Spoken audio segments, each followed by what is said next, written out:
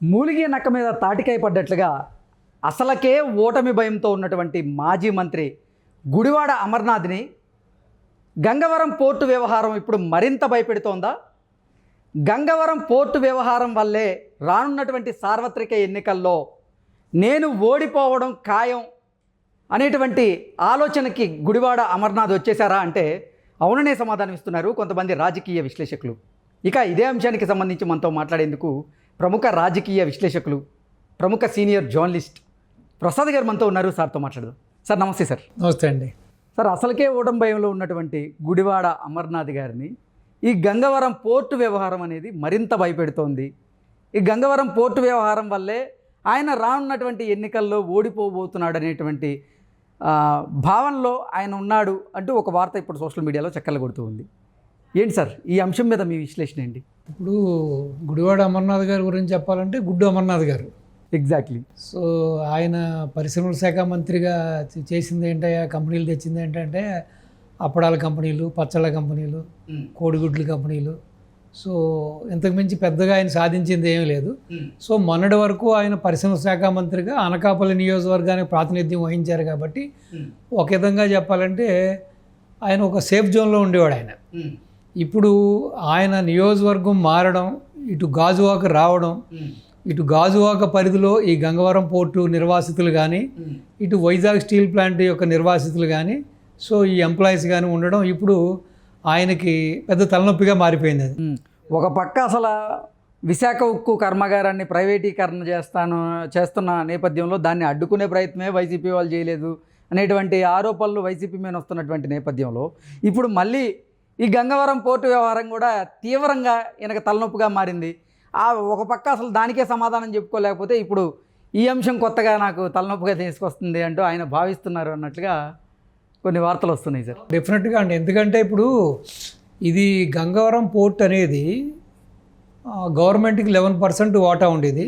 So మిగతాది ఒక రాజుగారిది. అది గంగవరం పోర్ట్ అనేది ఒక రాజుగారిది. ఆయన చాలా సౌమ్యుడు, మంచి వ్యక్తి.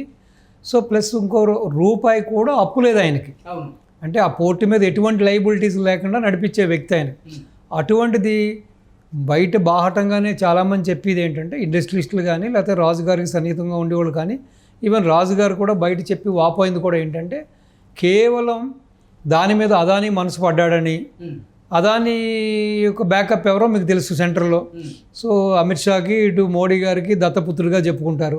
సో కేవలం వాళ్ళ హయాంలోనే వాళ్ళు గుజరాత్లో మోడీ గారు ముఖ్యమంత్రిగా ఉన్నప్పుడు, అమిత్ షా ఉంది కీలక శాఖలో ఉన్నప్పుడు అతను బాగా ఎదిగాడని, సో వాళ్ళ అండలదండలతోనే ఈరోజు ఈ స్థితికి ఉన్నాడని చెప్పి, సో మళ్ళీ వాళ్ళ ద్వయం భారతీయ జనతా పార్టీ తరఫున బీజేపీ గవర్నమెంట్ సెంటర్లో ఉన్నప్పుడు సో ఇంకా ఆయనకి స్కై ఈజ్ ద లిమిట్ అండి.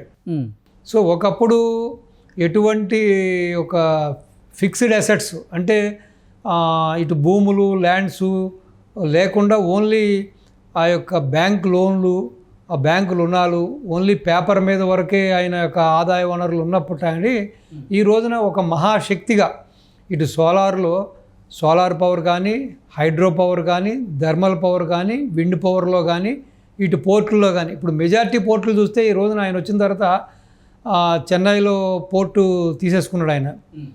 సో మన కృష్ణపట్నం పోర్టు తీసేసుకున్నాడు, ప్లస్ ఈ గంగవరం పోర్టు తీసేసుకున్నాడు.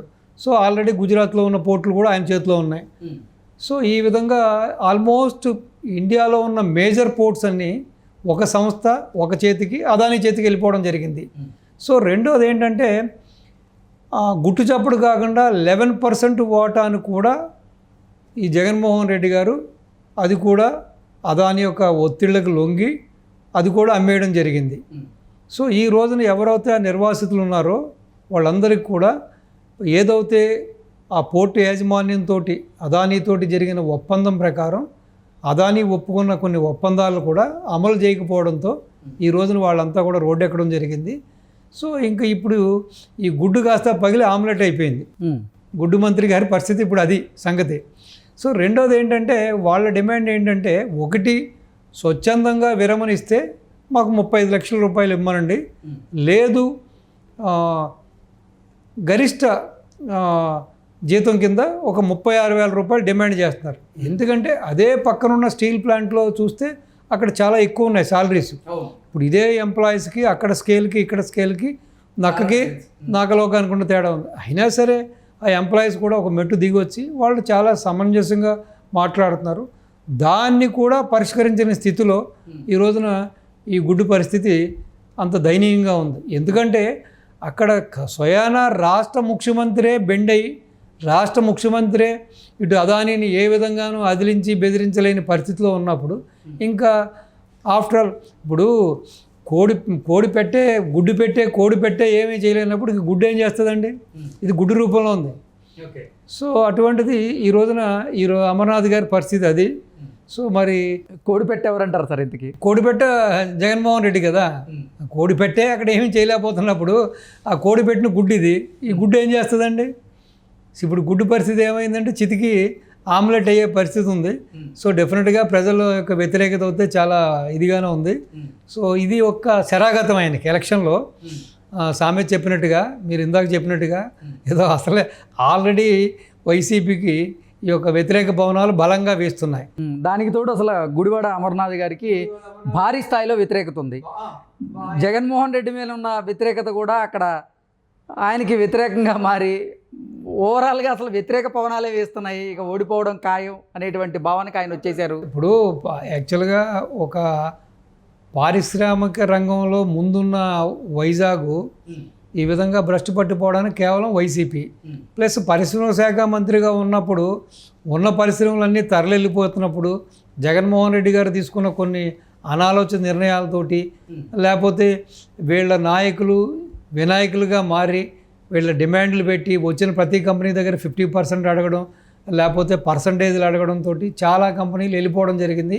సో ఉన్న కంపెనీలు కూడా సరిగ్గా చూసుకోకపోవడం, సరిగ్గా వాళ్ళకు కొన్ని ఫెసిలిటీస్ ఇవ్వకపోవడం వల్ల కూడా కొన్ని కంపెనీలు వెళ్ళిపోయి ఈవెన్ ఎంఓలు అయిన కంపెనీలు కూడా వాళ్ళు వెనక్కి వెళ్ళిపోవడం జరిగింది. సో ఈ రోజున ఈ యొక్క అమర్నాథ్ గారికి ఈ యొక్క ఇటు యువత నుంచి కానీ ఇటు లోకల్ ప్రజానీకం నుంచి కానీ ఈ అవకతవకల వలన ప్లస్ ఆయన పరిశ్రమల శాఖ మంత్రిగా ఉన్నప్పుడు కూడా చాలా హాస్యాస్పదంగా అప్పడాల కంపెనీ ఒక కంపెనీ అన్నట్టు, తోపుడు బళ్ళు కూడా ఒక ఇండస్ట్రీ అన్నట్టు, ఈ విధంగా పచ్చళ్ళుగా కంపెనీ అన్నట్టుగా మాట్లాడటం కూడా అక్కడ ప్రజల్లో పల్చన అయిపోయాడు ఆయన. ఎటువంటి యొక్క అక్కడ ఇటు ఎంప్లాయ్మెంట్ జనరేషన్ చేయకపోవడంతో సో ఇటు పార్టీ మీద ఉన్నది, ఈయన మీద ఉన్నది, ప్లస్ ఈ రోజున ఈ గంగవరం పోర్టు నిర్వాసితులు ప్లస్ ఈ గంగవరం పోర్టు ఎంప్లాయీస్ ప్లస్ ఇటు వైజాగ్ స్టీల్ ప్లాంట్కి సంబంధించిన ఎంప్లాయీస్ కూడా అది ప్రైవేటీకరణ జరుగుతుంటే కూడా ఆ దిశగా జగన్మోహన్ రెడ్డి ఎటువంటి దానికి సహాయక సహకారాలు అందించలేదు.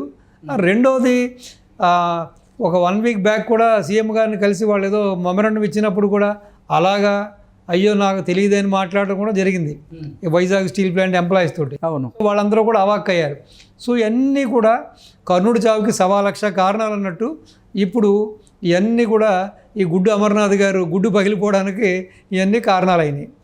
సో చూద్దాం, వెయిట్ చేద్దాం. ఎందుకంటే ఇప్పుడు ఎటు ప్రశ్నించలేని పరిస్థితిలో వీళ్ళు ఉన్నారు. ఇప్పుడు అదానిని డిమాండ్ చేసే పరిస్థితి వీళ్ళది కాదు. సో అదానీ లెవెల్ ఏంటో మీకు తెలుసు, నాకు తెలుసు. సో ఆల్రెడీ అదానీతో లాలూజీ వ్యవహారం జరుగుతున్నందువల్ల సో డెఫినెట్గా వీళ్ళు అయితే ఇటు నిర్వాసితులకు కానీ ఎంప్లాయీస్కి కానీ ఎటువంటి న్యాయం చేయలేరు. సో కాబట్టి ఇది డెఫినెట్గా రాబోయే ఎలక్షన్లో గుడ్డు అమర్నాథ్ గుడ్డు చితకడం ఖాయం, ఓటమి తథ్యం. Okay sir, thank you so much. నమస్తే అండి.